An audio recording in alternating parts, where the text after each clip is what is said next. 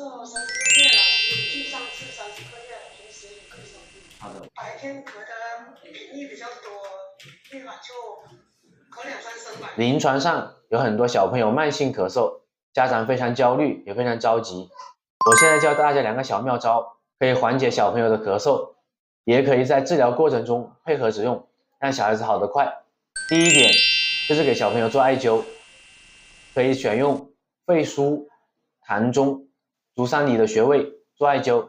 我们要找到肺腧穴，肺腧穴在第3胸椎盘开1.5寸。首先我们找到大椎，这是最突出的一个高骨，这是大椎穴。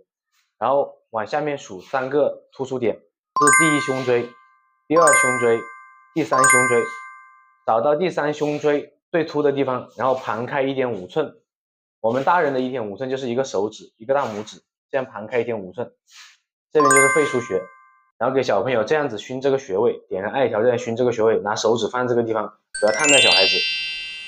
除了我们选用肺腧穴之外，我们可以选用膻中穴跟足三里。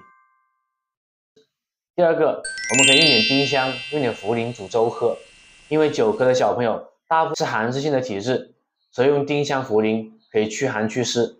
以上这2个小妙招可以配合同时使用，但是要在专业的医生指导下用药。